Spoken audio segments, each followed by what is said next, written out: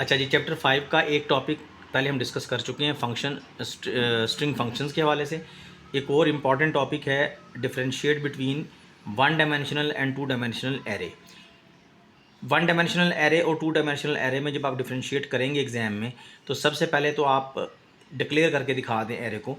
1D array को हम कैसे डिक्लेयर करते हैं? इंट डाटा टाइप, एरे का कोई भी नेम हो सकता है, हमने ए रखा हुआ है, ब्रैकेट में स्क्वायर ब्रैकेट में हम उसकी लेंथ बताते हैं। लेट से मैंने इसकी लेंथ रखी है 5, ठीक है जी, डिक्लेयर करके दिखा दें।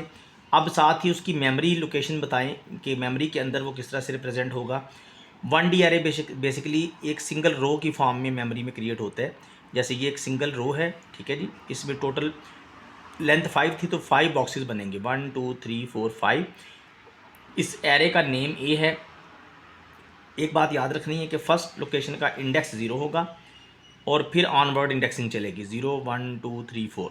तो अब 1D array basically it looks like a single row and multiple columns, यानी बेसिकली ये इस 1D एरे में एक सिंगल रो होती है, रो एक है, कॉलम्स मल्टीपल होते हैं। तो इसको थ्योरी में हम कैसे लिखेंगे?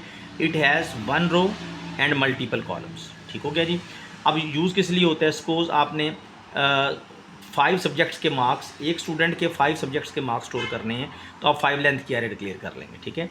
वन डायमेंशनल इसीलिए इसको कहते हैं क्योंकि इसमें एक ही डायमेंशन होती है, ठीक है, सिंगल रो होती है, कॉलम्स मल्टीपल होती हैं लेकिन रो एक होती है, ठीक है जी। इसी तरह टू डायमेंशनल एरे को हम किस तरह डिक्लेयर करेंगे? 1D एरे की डिक्लेरेशन को कंपेयर करें इसके साथ, डाटा टाइप वही आएगी इंट, एरे का नेम उसी तरह आएगा, लेकिन 2D एरे में रोज़ भी होंगी, कॉलम्स भी होंगे। इधर रो एक थी, कॉलम्स मल्टीपल थे, इसमें रोज़ भी मल्टीपल, कॉलम्स भी मल्टीपल। ये जैसे मैंने 3 और 3 की एरे बनाई है, तो ये पहला नंबर जो है पहले ब्रैकेट के अंदर ये रोज़ को रिप्रेजेंट करेगा, रोज़ की तादाद को, और दूसरा जो स्क्वायर ब्रैकेट है उसके अंदर जो नंबर है वो कॉलम्स की तादाद को रिप्रेजेंट करेगा। ये 3 रोज़ 3 कॉलम्स की एरे है। Number of rows, number of columns कुछ भी हो सकती हैं, 5 रोज़ 6 कॉलम्स, 6 रोज़ 7 कॉलम्स, कुछ भी हो सकते हैं, ठीक है। तो आप इसकी मेमोरी बना के दिखा दें।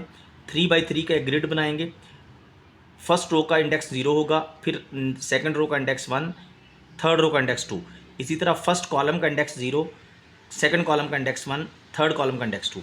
अब इसमें आपने थ्योरी में क्या बताया था कि it has one row multiple columns. इसमें क्या बताएंगे? It has multiple rows and multiple columns, ठीक है, मल्टीपल रोज़ होंगी, मल्टीपल कॉलम्स होंगे। एग्जाम्पल आपने क्या दी थी कि अगर हमने किसी एक स्टूडेंट के 5 सब्जेक्ट्स के मार्क्स स्टोर करने हैं तो 1D एरे लगेगा, और अगर हमने मल्टीपल स्टूडेंट्स की, जैसे 3 स्टूडेंट्स के 3 सब्जेक्ट्स के मार्क्स स्टोर करने हैं, तो फिर हम 3 बाई 3 की 2D एरे बनाएंगे, ठीक है। ये एग्जाम्पल तैयार कर लें, इंपॉर्टेंट टॉपिक है। अगर डिफरेंस आ जाए तो ये 3 डिफरेंसेस लिख दें, ये 100% चलेगा।